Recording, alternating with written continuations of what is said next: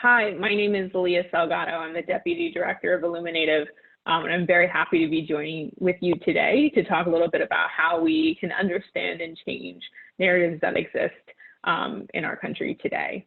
I serve as the Deputy Director of IllumiNative, and my goal, is to ensure that Native people are accurately represented and present within today's society. So as an organization, we amplify Native voices, stories, and issues to build power for Native people. And our goal in order to do that is to advance justice, equity, and self-determination. When we talk about building power, it's really about making sure that we acknowledge that the way that decision-making power, the way that wealth, the way that social status, the way that those power dynamics have existed in this country have for a very long time and very deliberately been unequal. A lot of policies that we have in society today, a lot of legislation that's been passed, some of the goals, whether explicit or just implicit, have really been about how do you hoard wealth for certain parts of society while actively excluding others. So to put this in very stark terms, very wealthy, white, often male decision makers have often made decisions that have excluded people of color and women from being able to engage with, own, and have power when it comes to politics, when it comes to society. So our goal is to ensure that Native people, have the opportunity to build power for our communities. And that's what's going to be a prerequisite to having a more just and equitable world. So at IllumiNative, our goal is to ensure that our voices, our stories, our leadership is part of mainstream society to ensure that we break down some of these institutions that have for a really long time valued white lives and narratives over our own. When we think about the history of this country, it's important for us to recognize that Native peoples have been institutionalized, or our erasure has been institutionalized, We have existed for a long time of and on this land, and our history and our stories are often excluded from the way in which we often learn, about this country. So today we're going to learn a little bit about how those narratives came to be, but then more importantly, how do we combat those narratives and actually change them for the better? When we think about this country, about 3% of the population here in the United States identify as Native, according to the last census.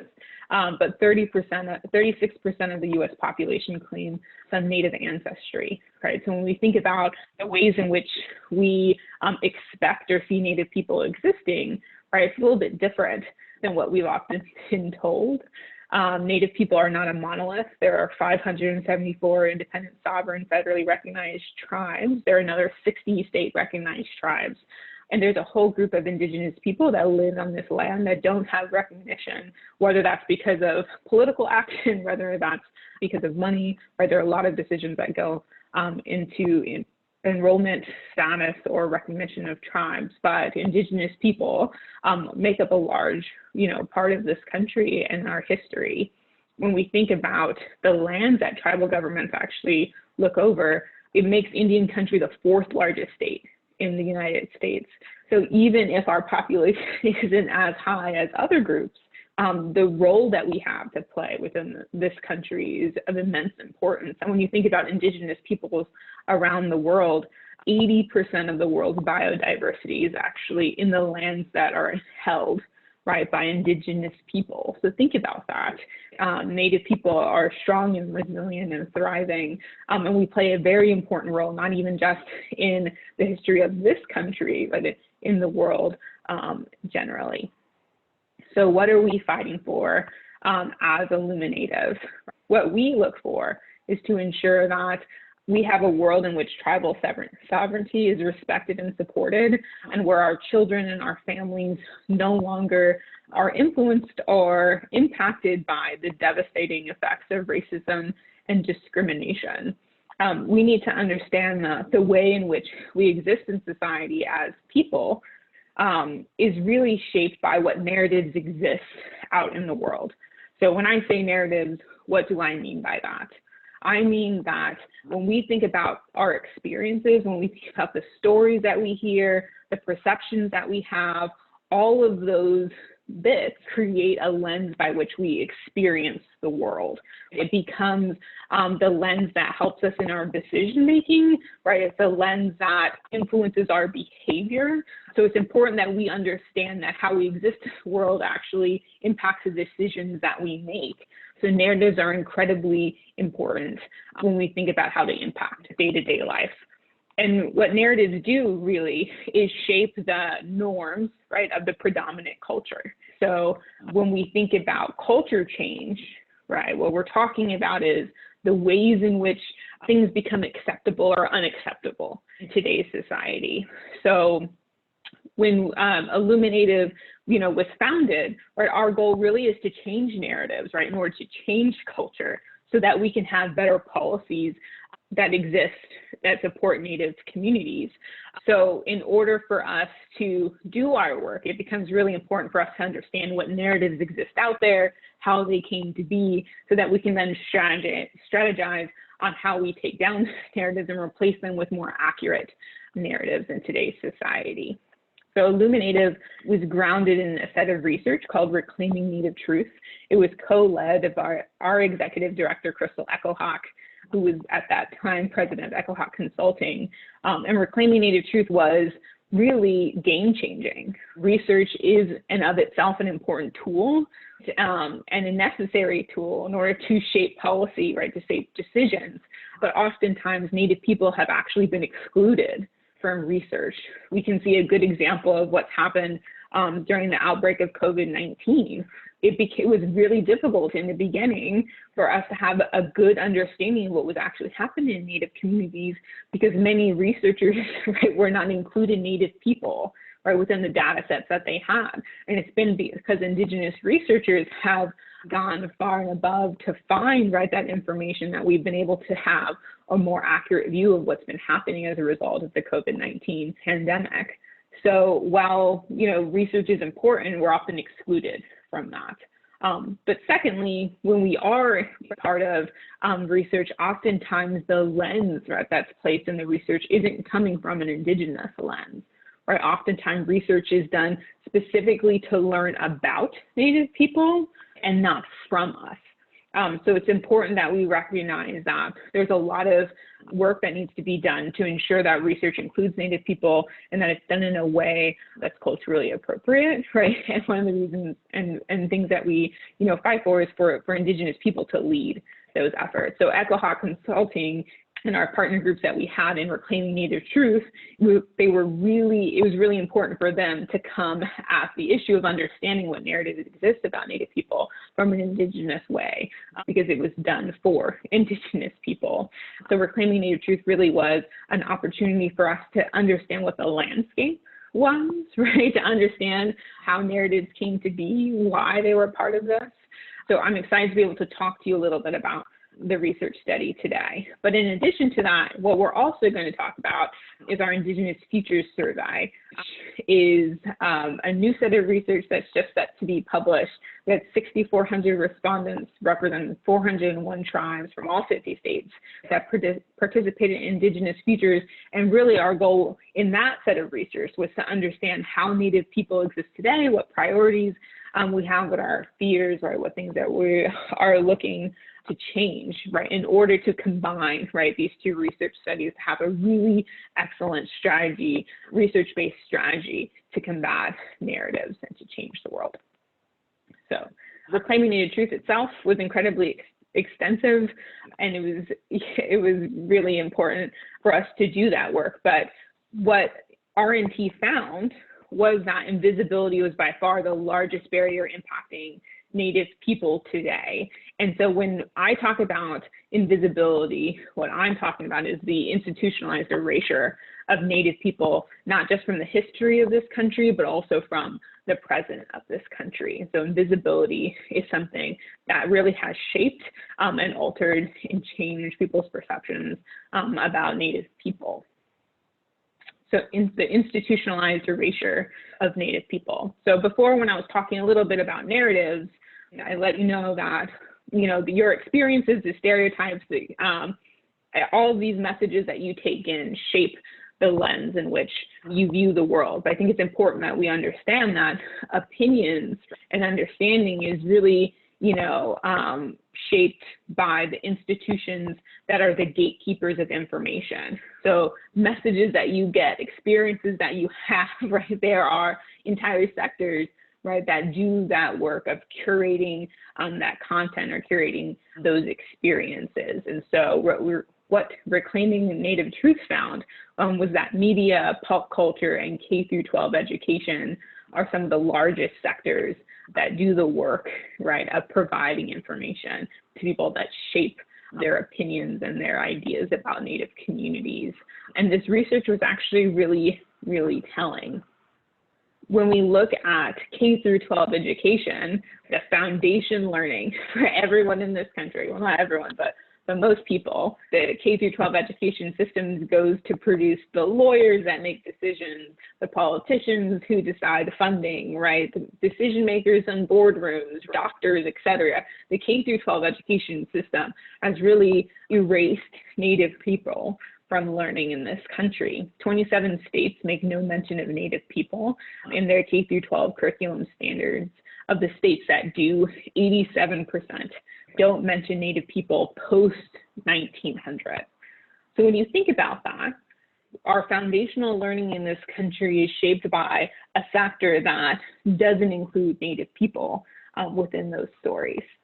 So if you think about your own experiences at school, think about if you did learn about Native people, what context was that in, right? If you didn't, right, what does that mean for you and how you've gone about understanding Native people? So really, when we think about narratives, K through 12 education provides, right, the basis for a lot of the learning that we do as individuals. And so it's really telling that we're not present in that institution. When you look at popular culture, and we can think about this as movies and film and television and branding, right? Social media. Popular culture is also a driver of invisibility. When you search Native American on Google, 95% of the first 100 images that you'll find are of Native people pre-1900. A vast majority of those image representations are portraits. Vast majority of those portraits, men, right? Which means that there's a double erasure of Native women within that popular search engine. Native characters only make up between 0 and 0.04% of primetime TV and film characters, meaning that Native people aren't often represented as fully actualized human beings within the space. So what are the effects of invisibility? According to our research, 72% of Americans rarely encounter or receive information about Native Americans, and it means that 78% of Americans polled said they know little to nothing about Native people. A significant portion of that group believe that Native people must be a dwindling population, that they must not exist within current society, which is a huge issue, right? When you think about narratives that people have. Really, the impacts of invisibility and the reasons why it's so dangerous is because it negatively impacts support of Native communities, right? And it keeps Native communities from having a seat at the table. Because if you don't believe Native people exist, why would it be important to ensure that you listen to their opinions or you bring them to the table? But more importantly, it fuels dehumanization, right? When you only see representation of Native people as being part of the past, it's very difficult for you to see them as part of the present. And so then it becomes okay for you to see Native people simply as objects, right, as historical artifacts. You don't see them as we are today, which leads to a whole other host of issues. Dr. Stephanie Freiberg, who's now at the University of Michigan, but who's an indigenous researcher from Tulalip, she said invisibility is the modern form of racism against Native people. So I think oftentimes when we think about racism and what that means, we think about active actions, right, against a certain group of people. And certainly the institutionalized erasure of Native people is an action that has been taken, but it's also about the actions that aren't taken, right? Our invisibility means that we're not having a seat at the table, which ensures that our visibility is perpetuated, right? It continues to exist. It's not something that's just static. It's actively reinforced when we don't have a seat at the table. But humans are, at the end of the day, very curious creatures. And so what invisibility does is leaves a gap in understanding. It creates a void in understanding about who Native people are. And that void has to be filled by something. And so it's filled with myths, toxic stereotypes, inaccurate portrayals, right? And that comes with its own set of issues. So oftentimes when people do see portrayals of Native people, it comes from a very specific lens. It's often a white lens that shows Native people in the way that they believe, right, Native people continue to exist.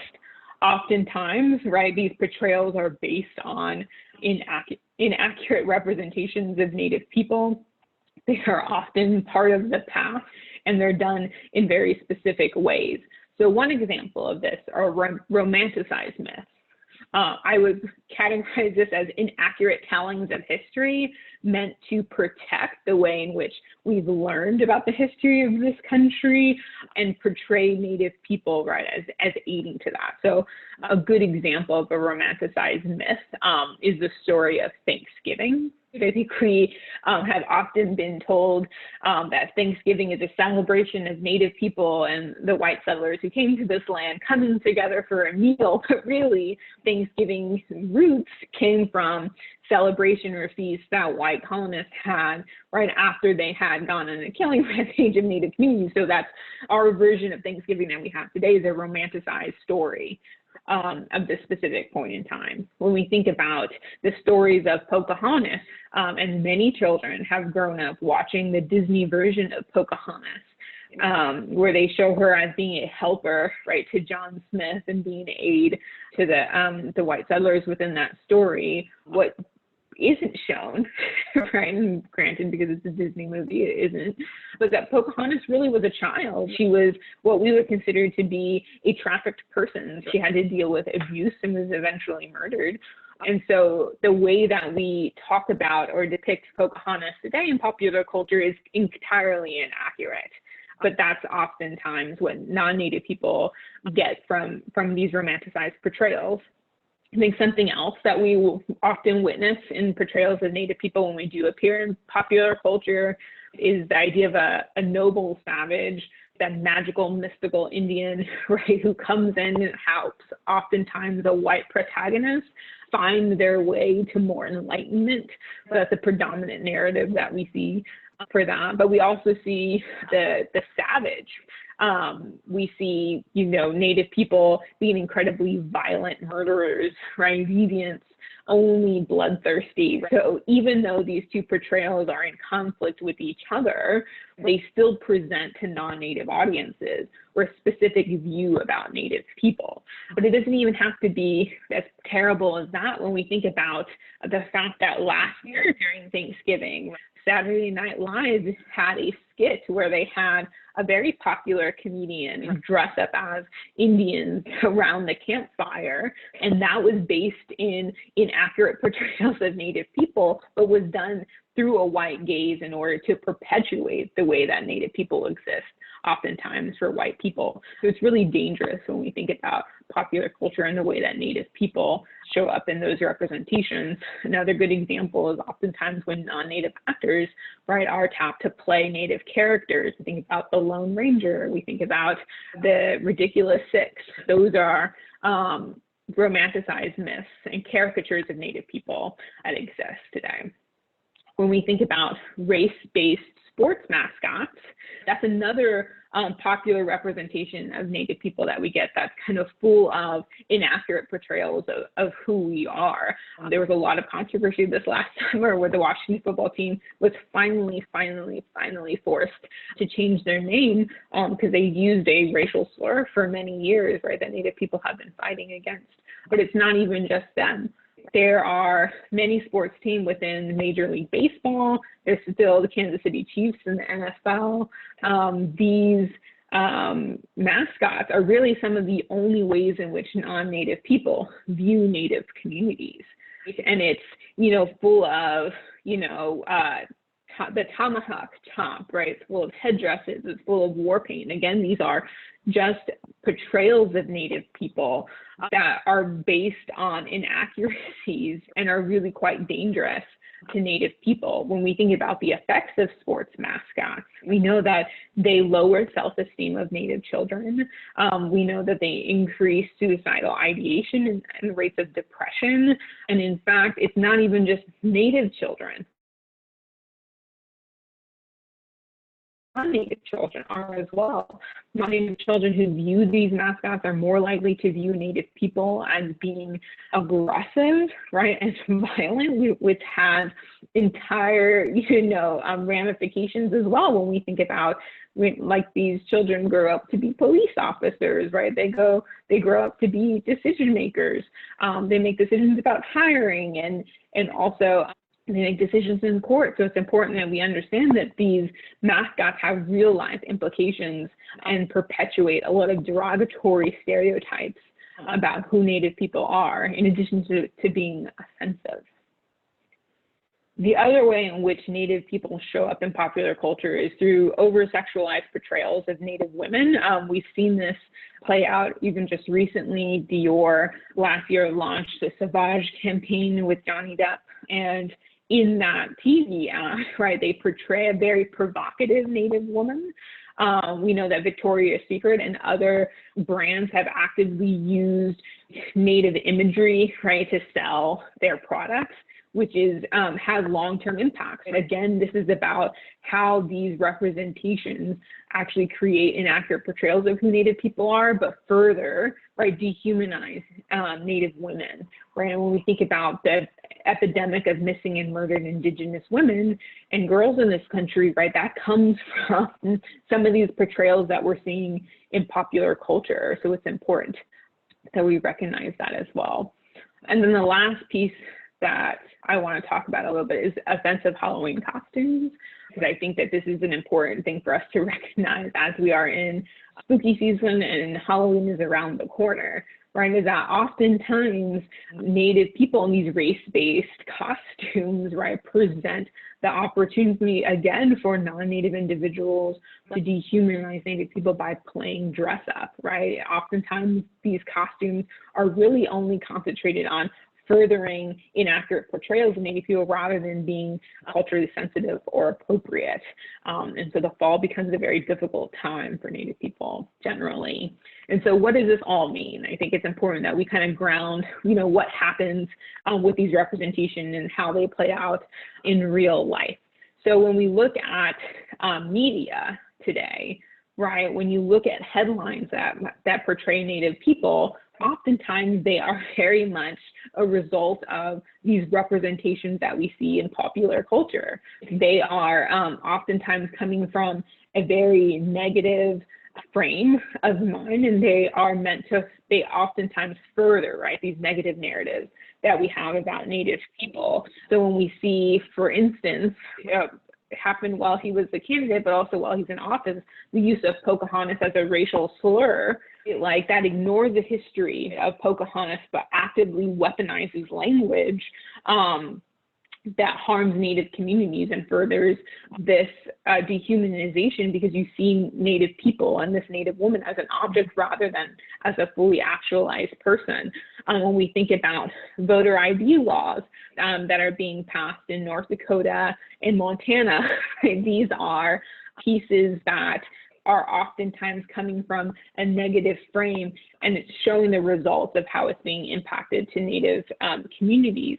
When we see about, Indigenous Peoples Day being actively defeated, right? That's a result of non-Native people not understanding the importance of recognizing Native people as contemporary and celebrating our resilience and strength. And so there's a lot that happens that we see in media that are a direct result, right, of some of the issues that we have in society today.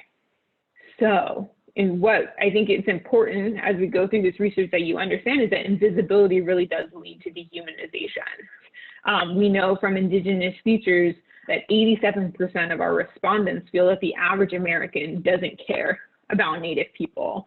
2/3 of them report experiencing discrimination, but only 1/3 of them believe that non-Native people understand that racism exists against Native people. So think about that. This invisibility really fuels, right, a lot of issues that Native people hold close to their heart. Only 4% of Native people, according to the Indigenous Futures Survey, will trust the federal government to make good decisions about issues that impact Native communities, and only 9% trust state or local governments to make those good decisions.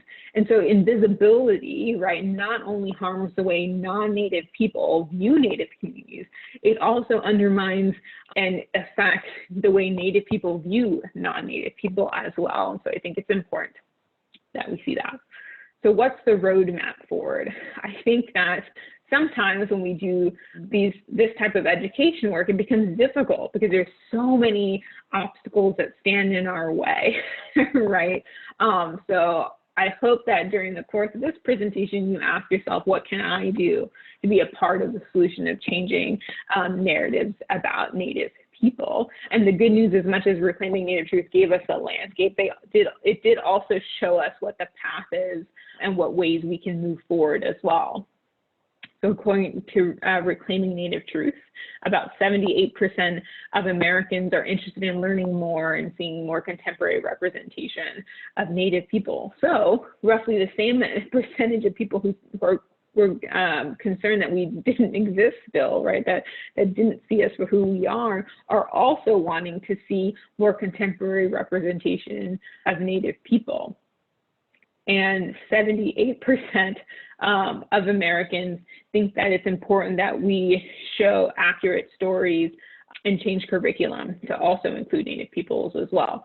So I think it's important that we realize that as much as some of these institutions have, really made Native people invisible, is that there's a whole group of non-Native folks that are really interested in understanding who Native people are today. And it presents a really excellent opportunity for us to come in with contemporary representation of who Native people are. So when we talk about new narratives about Native people, I think it's important for us to understand what that means. So like we talked about, right, the void that's filled with these toxic stereotypes, right, lead to negative narratives about Native people. So it's important that we get rid of those toxic representations and replace them with new narratives that really celebrate who Native people are today. Tribes and Native peoples have brought back hundreds of languages from the brink of extinction. Tribes are protecting land and water. Some of the most active measures that were taken at the beginning of the COVID-19 pandemic were actually taken by tribes in order to combat the virus. So there's a lot that we can learn from who Native people are and the work that we do. And so it's important that when we think about new narratives, we stop only using the narratives that we have been shown and start replacing those institutions with accurate histories, with accurate representation in order to change those narratives going forward. So what does that mean for us? I think Native people are thriving. We're alive. We exist in a contemporary way. We're able to both celebrate our culture and who we are and our traditions, and also exist in contemporary society. I think one of the most important things that we know and understand now is that Native people encompass all kinds of experiences. We have folks that go from all kinds of different education levels. We have now the first 2 Native women in Congress. We have a lieutenant governor who's Native. We have Native doctors and lawyers that are fighting not just for the lives of Native people, but also for non-Native people as well. And oftentimes those stories aren't told. That oftentimes when we look at media representation, the only stories that are told, right, are ones of deficiencies. So I think it's important that as we move forward in our work, we continue to find ways to change, right, those narratives by putting forward some of the excellent work that's being done, not just by tribes, but also by Native people as individuals as well. And I think the time right now is ripe in order to do that. I think it's important that in 2020, when lots of things have shifted and changed, that we recognize we're in this new era of representation and Native storytelling. When we think about Tommy Orange and his publication of There, that's really, it was a really revolutionary act, right? Talking about Native people in a contemporary way, really talking about what it means to be an urban Native. In today's society, it's important that we understand that there are plenty of Native authors out there that are looking to publish their work. In 2019, Joy Harjo became the first Native American poet laureate in the United States and has just recently come out with a new book, right, that incorporates Native poems and poets. Wes Studi last year was the first Native to ever receive an Oscar by the Academy, and we are so excited to be able to help tell his story. We have playwrights from the 1491s to Mary Catherine Nagel who are using their experiences to shape popular culture by putting forward plays that talk about the complexity of Native history and Native people.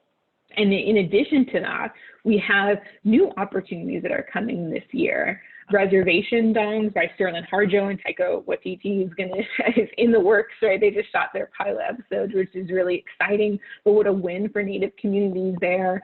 Rutherford Falls, that's being helmed by Sierra Ornelas, who is Navajo, is going to be one of the first shows ever to have an all-Native writing room. That's going to premiere on the Peacock channel, I believe, later this year. But how exciting is that we're entering this new era of representation in which not only are Native people in front of the camera, but Native people are actively writing the stories and directing these stories from behind the camera as well.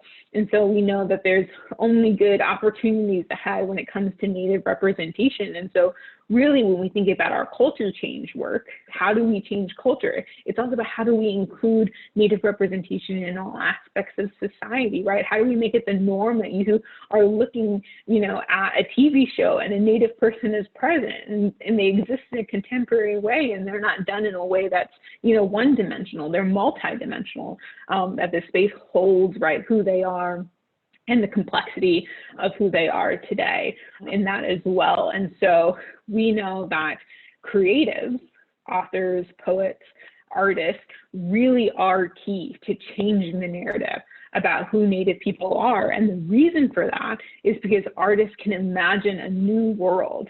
They can paint us a picture of the way that the world should be or what should be. So as much as they can also show us pain, but also give us hope. And so we're really excited that in this new era of representation and storytelling, we have the opportunity to see and tell those stories.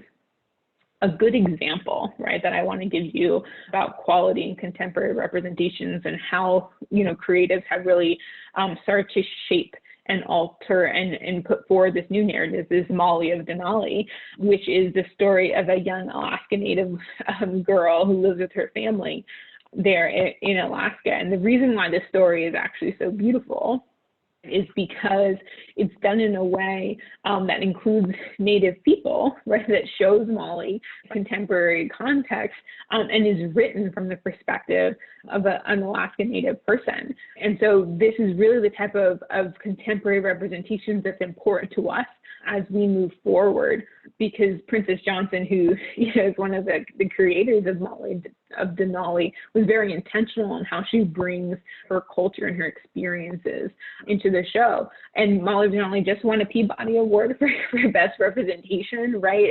It's been the response has been incredible, not just from children, right, but also from their parents.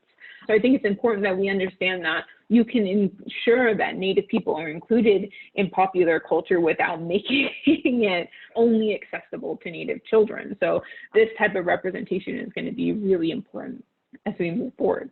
But what IllumiNative does is really try to figure out how do we, right, in our efforts to change the narrative about who Native people are, ensure that we're supporting the Native creatives who do this work for us. Very recently, we launched a Get Out the Vote effort called Natives Vote. And our goal, right, was not only to provide information and resources to Native people that they could trust around registration and making a plan on how to vote, but it was also to inspire, right, when we think about the really turbulent and dangerous history that Native people have had with government. I think it's important that we understand that that is incredibly valid, right? But we need to also understand the reasons why we are actively excluded from that process as well. And so we worked very closely with a variety of artists in order to paint a world that included Native people. So I think so far we've commissioned about 40 different artists to produce content. So I only have a few here to show you today, but if you go to nativesvote2020.com, you can see all of the artwork that's been created. But one of my favorite pieces that we've had is a piece by Bunky Echohawk, who's a Pawnee artist who did a representation of what the Supreme Court could look like. After the death of Ruth Bader Ginsburg, I think Native people were kind of in a place where, we had a person who had maybe done really excellent things for us as women or as an LGBTQ individual, but didn't always make good decisions when it came to being Native. It's important that we recognize that there's, oftentimes conflict in our identity. But after, hearing about the passing of Ruth Bader Ginsburg, I think we had great conversations with Bunky about, if we were to imagine a world, right, that existed that was more representative, what would that look like? And so he came up with a really beautiful piece of the 9 Supreme Court justices that are all femmes, that have different identities, that will give you a different age. And really that's the kind of world that we want to continue to aim for and to get to, and artists do that work for us.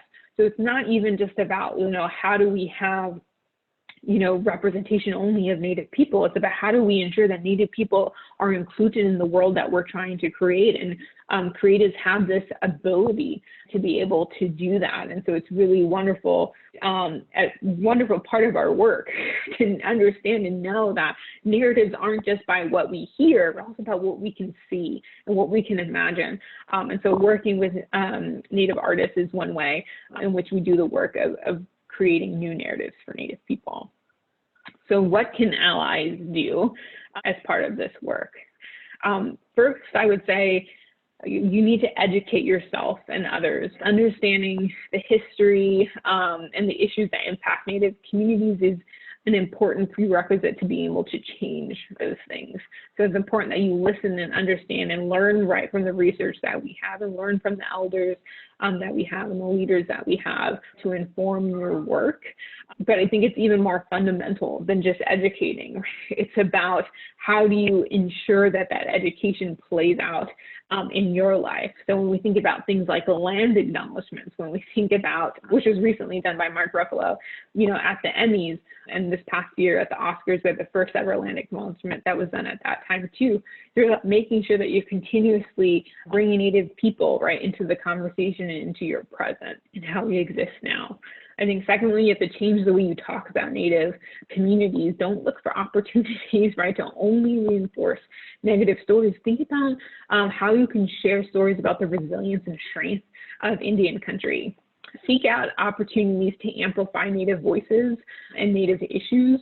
There's a whole host of Native artists that are doing incredible work, right? We have fashion designers, we have musicians, we have politicians, right, that are doing the hard work of ensuring that Native people are included.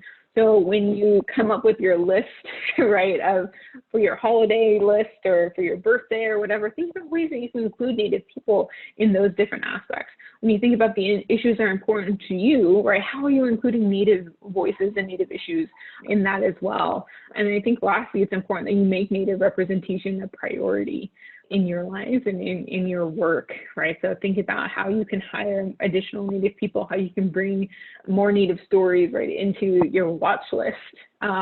It's important that you also, provide funds to Native organizations that are doing the work of changing policy and changing hearts and minds. So if you are looking for resources, we do have them on our website at IllumiNative.org. But I think it's important as we close up for today is that we understand that we get the landscape, right? We understand why things happen and why they've existed as the way that they have for so long, but it's not set in stone. All of these things can be changed, and we're at a radical moment, right, in our history where we have the opportunity to remake who we are as a country. COVID-19 has laid bare, right, in the protests that have rippled out across this country have really shown that there's an opportunity for us to rethink the way that this country functions and the systems that we have, and we can radically remake the world in a way that includes all people, including Native people. So we really do have an opportunity to change our future as a country and as a community, but it's up to us, right, to do the work of ensuring that we're bringing all voices to the table. So it's not going to be easy. It will be sometimes very difficult, but it starts with having tough conversations like this one. And it's important that we see ourselves in being part of the solution, right, in this struggle. So thank you very much for joining me today. I look forward to answering any questions that you might have.